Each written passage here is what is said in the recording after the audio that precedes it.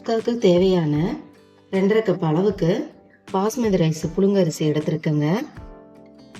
அரிசியை ஒரு 1/2 மணி நேரம் ஊற வைக்கணும். இதை நம்ம ஊற வைக்கக்குள்ளேயே இது போல தண்ணி ஊற்றி இப்படி நல்லா பெசரி எடுத்துக்கணுங்க.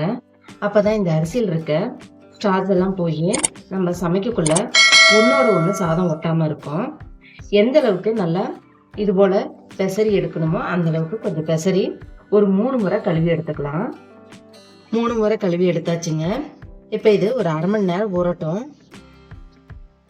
இப்போ நம்ம குக்கரு சூடானதும் 4 ஸ்பூன் அளவுக்கு எண்ணெய், 4 ஸ்பூன் அளவுக்கு நெய், எண்ணெயும் நெய்யும் நல்லா சூடானதுக்கப்புறம் 2 பிரிஞ்சி இலையை நல்லா சின்ன சின்ன பீஸாக கட் பண்ணி போட்டிருக்கேன். நீங்கள் முழுசாக சேர்க்கறதுனாலும் சேர்த்துக்கலாம்.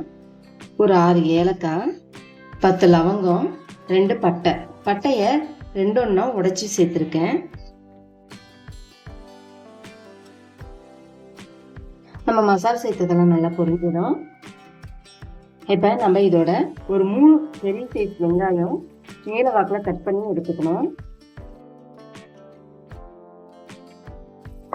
கொஞ்சம் கண்ணாடி பதம் வர வரைக்கும் நம்ம வதக்கிக்கலாம். இதோட கொஞ்சமா நம்ம உப்பு சேர்த்துக்கலாம். உப்பு சேர்த்தோம்னாக்க வெங்காயம் சீக்கிரம் வதங்கும். வெங்காயம் நல்லா வதங்கிடுச்சுங்க. இப்போ நம்ம இதோட ஒரு 3 ஸ்பூன் அளவுக்கு இஞ்சி பூண்டு பேஸ்ட் சேர்த்துக்கலாங்க. இஞ்சி பூண்டும் சம அளவு எடுத்துருக்குங்க. நல்லா பச்சை வாடை போகிற அளவுக்கு வதக்கி விட்டுக்கலாம். நல்லா இஞ்சி பூண்டு பேஸ்ட்டு வதக்கியாச்சுங்க. இப்போ இதோட 6 பச்சை மிளகாய் கீரை எடுத்துக்கலாங்க. இதோட 3 தக்காளி, பெரிய சைஸ் தக்காளிங்க, நீல வாக்கில் கட் பண்ணி எடுத்தாச்சு. அதையும் இதோட சேர்த்துட்டு நல்லா தக்காளி வேக வச்சு எடுத்துக்கணுங்க. அடுப்பை மீடியம் ஃப்ளேம்லேயே வச்சுக்கோங்க. தக்காளி நல்லா வெந்து பேஸ்ட் போல வரணும். அந்த அளவுக்கு நம்ம வதக்கி எடுத்துக்கலாம். தக்காளி நல்லா வதங்கி வந்துருச்சுங்க. இப்போ இதோட ஒரு கைப்பிடி அளவுக்கு புதினா தழை, கொஞ்சமா கொத்தமல்லி தழை இதை போட்டு நல்லா மிக்ஸ் பண்ணி விட்டுக்கலாம். இந்த ஹீட்லயே நல்லா கொஞ்சம் பச்சை நிறம் மாறுங்க. அந்த அளவுக்கு கொஞ்சம் வதக்கி விட்டுக்கலாம். புதினா தழையும் கொத்தமல்லி தழையும் நல்லா வதங்கிடுச்சுங்க. இப்போ இதோட நம்ம 1.5 ஸ்பூன் அளவுக்கு மிளகாத்தூள், 1 ஸ்பூன் அளவுக்கு கரம் மசாலா, மஞ்சத்தூள் 1/4 ஸ்பூனு,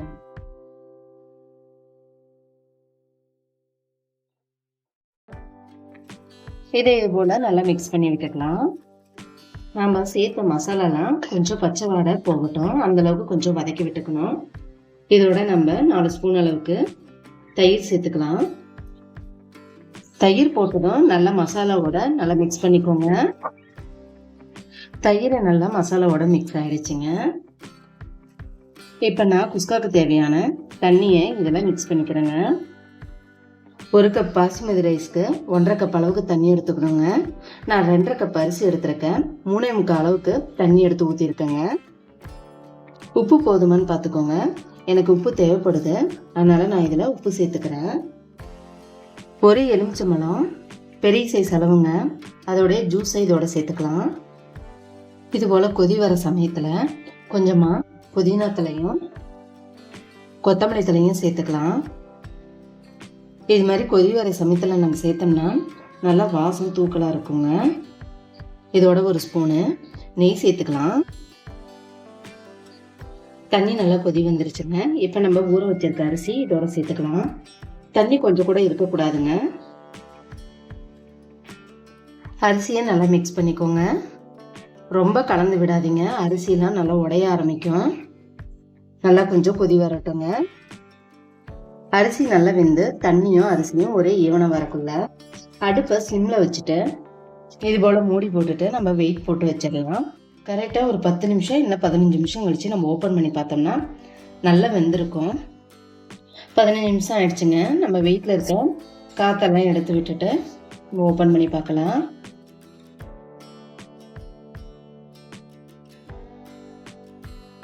கரெக்டாக வெந்திருக்குங்க. சாதமும் பாருங்கள் ஒன்றோட ஒன்று ஒட்டலை, நல்லா பக்காவாக வந்திருக்கு.